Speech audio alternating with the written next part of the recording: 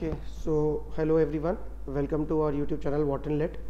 और जैसा कि आपको पता है कि हम अपनी एमसीक्यू सीरीज़ में चल रहे हैं इलेक्ट्रॉनिक्स की फर्स्ट ईयर स्टूडेंट्स के लिए AKTU के, जिसमें हम डेली 10 क्वेश्चंस आपके लिए लाते हैं और इससे क्वेश्चन बैंक तैयार कर रहे हैं आपके लिए, जो आपको काम आएगा आगे होने वाले आपके सेमेस्टर एग्जाम के लिए। तो चलिए without wasting much time let us start today. आज का टॉपिक है फील्ड इफेक्ट ट्रांजिस्टर। ये यूनिट 2 का बहुत इंपॉर्टेंट पोर्शन है। इसके पहले 2 वीडियोस थे जो आपकी प्लेलिस्ट में है, वो बाइपोलर जंक्शन ट्रांजिस्टर पे थे, उनके ऊपर भी 10-10 क्वेश्चन थे, तो 20 क्वेश्चंस उनके थे और 10 क्वेश्चंस आज फील्ड इफेक्ट ट्रांजिस्टर के, तो टोटल 30 क्वेश्चंस बन जाएंगे आपके यूनिट 2 के। चलिए आगे बढ़ते हैं। पहला JFET junction field effect transistor है, हैज़ 3 टर्मिनल्स नेमली। तो सबको पता होना चाहिए कि भाई जेफेट के 3 टर्मिनल क्या होते हैं, सोर्स, ड्रेन और गेट। ठीक, सोर्स का क्या काम है, चार्ज कैरियर एमिट करता है, गेट की चार्ज कैरियर एमिट करता है कहाँ, ड्रेन की तरफ, और गेट क्या करता है, कंट्रोल करता है फ्लो को।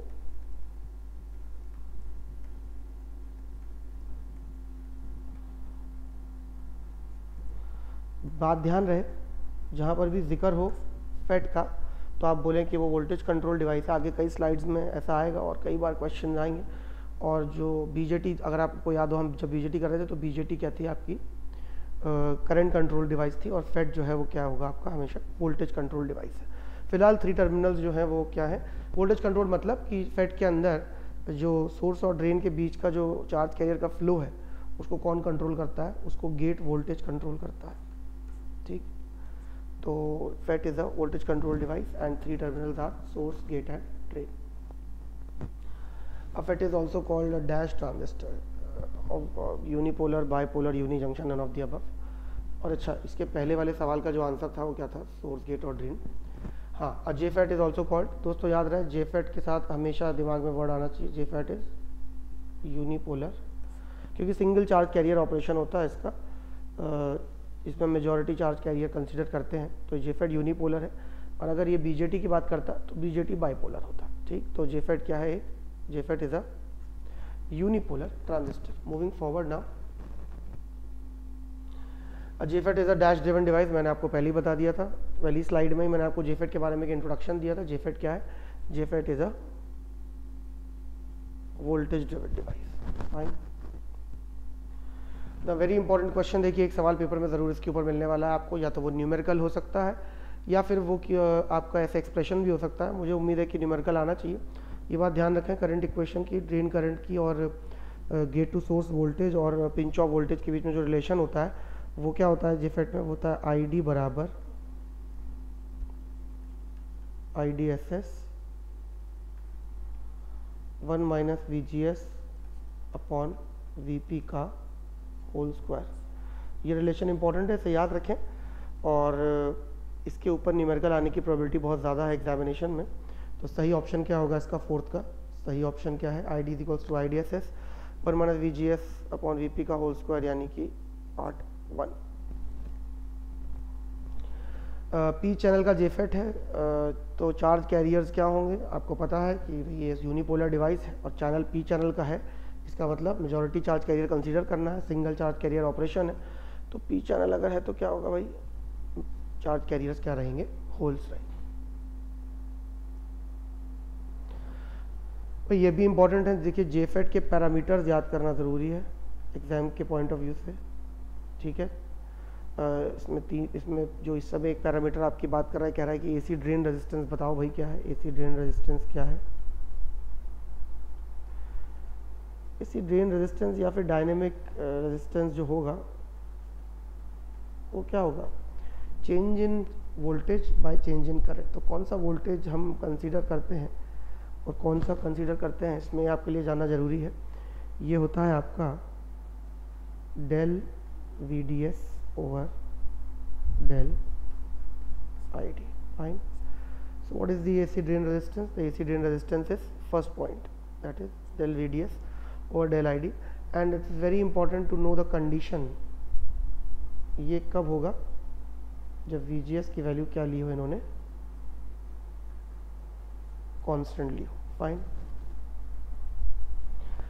MOSFET is sometimes called what. देखिए बड़ा सिंपल है भाई, मॉसफेट में ना एक SiO2 की लेयर लगाई जाती है, ठीक है।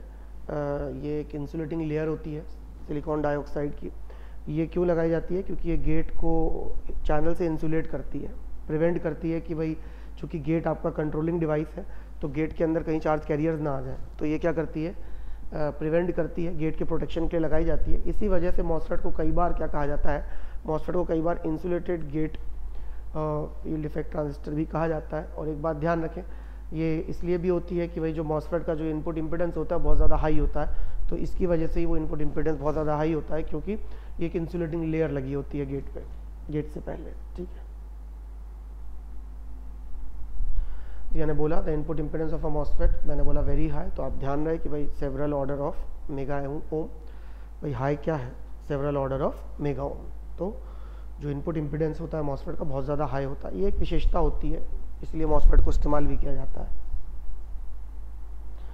The input control parameter of a JFET, वही घूम फिर के बात आ गई, मैंने हमेशा आपको बताया इनपुट कंट्रोल पैरामीटर क्या होता है, VGS।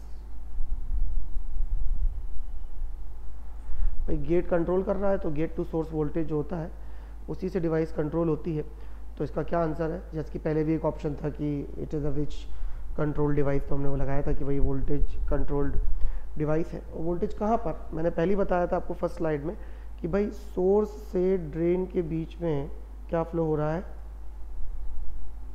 चार्ज, ठीक। क्या फ्लो हो रहा है? फ्लो हो रहा है चार्ज, और इसको, इस फ्लो को कंट्रोल कौन कर रहा है? इसको कंट्रोल कर रहा है आपका गेट वोल्टेज,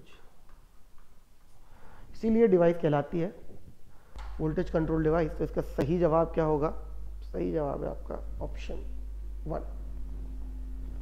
और आज फेट का last question, the two important advantages of a JFET are, दोनों आप अभी स्लाइड्स में देख चुके हैं, दोनों ही आपने देखे। आपने देखा कि फेट का क्या होता है भाई, इनपुट इम्पीडेंस हाई होता है, तो इनपुट इम्पीडेंस हाई ये प्रॉपर्टी मिल रही है हमें, नंबर 1 यहाँ पर। दूसरा स्क्वायर लॉ प्रॉपर्टी, आपने देखा कि मैंने आपको इक्वेशन बताई थी ड्रेन करंट की, ID बराबर IDSS 1 minus VGS by VP का होल स्क्वायर। तो ये देखिए जो दो इंपॉर्टेंट एडवांटेज हैं वो आपके सामने है भाई, कि एक इनपुट इम्पीडेंस हाई है, ये तो सबको पता ही है, और स्क्वायर लॉ प्रॉपर्टी है, तो इसका आंसर भी क्या है? 10th का आंसर भी है आपका पार्ट 1।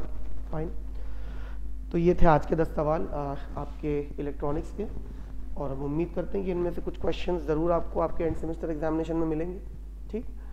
चलिए, तो जो हम आपको इम्पोर्टेंट पॉइंट्स बताए हैं इनको आप याद करें। ये जो इक्वेशंस हैं, जेफेट के पैरामीटर्स हैं, ये इंपॉर्टेंट हैं, ये सब चीज़ें आप ध्यान रखें एग्जाम पॉइंट ऑफ व्यू से। और कल मिलते हैं आपसे फिर नए किसी टॉपिक के साथ, और उस पर 10 क्वेश्चंस के साथ नए, ठीक है। चलिए, till then thank you so much. If you like the video then please like it and subscribe our channel and press the bell icon for the updates. Thank you so much from Wharton Let. God bless you.